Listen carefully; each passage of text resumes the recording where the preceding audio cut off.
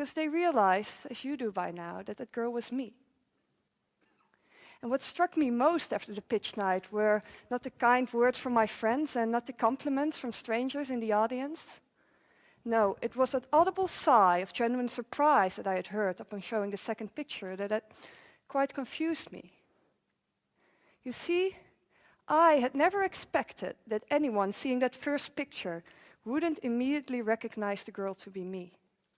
Because whenever I picture myself in my head, I still look that way. 7 years after physically losing 40 kilos, I still struggle to recognize the way my body looks now. I think that in the past few years I have found out about quite a few things that work for me, but it's the final seasoning of the dish that's still a bit of a struggle. You see, it is scary as hell to admit that sometimes I'm still feeling fat, and that when I look in the mirror, I struggle to recognize the same image other people see when looking at me. And that sharing my story with you today means overcoming one of my biggest fears. Because what I'm scared of most is not that I stumble on words or forget my lines. The quote that came to my mind when I saw this picture was, "To lose confidence in one's body is to lose confidence in oneself." Because the girl you see is only 15 years old, but she already weighs over 100 kilograms. And tonight she's going to her high school's prom, and you can see she's all dressed up, posing for a picture, probably taken by one of her parents. And yet, in spite of the brave smile she's putting up, you can also instantly sense her insecurity. You can see she's not truly looking forward to the night. Only 15 years old, with a whole life ahead of her, and already she has lost confidence in herself. And this is only one example of people who are severely unhappy in their body, but still can't manage to lose weight. And maybe the triumph over one of my biggest fears is that final seasoning my dish needs, my final step to completing my recipe to losing weight. So, as long as I'm still scared, I will continue to conquer my fear, and I will continue to tell my story until I no longer need to summon up any courage to tell people that I used to be fat, but no longer am. And I hope some of you may find comfort in this story, knowing that losing weight and being happy with your new body is not always as easy as our society makes you think. And I hope you will find your own ingredients and compile your own recipe. And do remember that in the end, it's only one person that has to be satisfied with the taste of the final dish. Did you know that the average caveman in the Stone Age spent 5 times as much energy on physical activity as the average American adult today?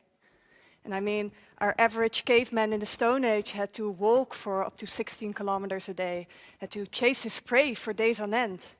So then, when he finally made his kill, he could rightfully stuff his face with meat and eat as much as he wanted. However, nowadays, overeating is a global problem and the cause of many severe health threats. 44% of the diabetes burden, 23% of the ischemic heart disease burden, and up to 41% of certain cancer burdens are linked to obesity. So, these numbers are the things you learn from textbooks, the facts everyone can look up on the internet. I'd like to take you back to the picture of the girl we saw at the beginning. Because the next picture is the same girl, 1 year later. And 7 years later, she's standing here right in front of you, sharing a story that appears to be now about as personal as it gets. And 5 months ago, I told my story for the very first time at the TEDx Maastricht pitch night. And I showed the audience the same 2 pictures, leaving the second one to right before the end. And when I told them that it was the same girl as in the first picture, an audible sigh of genuine surprise went through the public. And so I stumbled upon some research on the science of complexity by 2 professors at York University in Canada. And I found their theory surprisingly applicable to the process of losing weight. You see, they proposed there are 3 types of problems in the world: the simple, the complicated, and the complex. Complicated problems cover problems like sending a rocket to the moon, which does sound pretty complicated to me.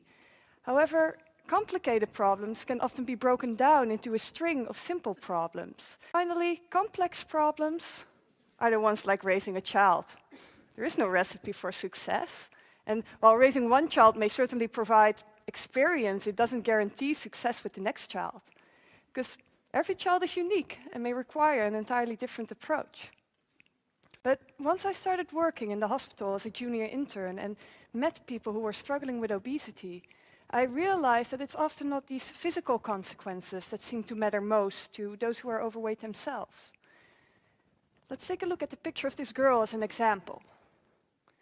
The quote that came to my mind when I saw this picture was, "To lose confidence in one's body is to lose confidence in oneself." Nowadays, in our modern time, the process of losing weight definitely seems to be a complex problem. But there are no standard tools to use and no definitive order of steps to follow. The remarkable thing is that many things in our environment suggest that losing weight is in fact simply a matter of following a recipe.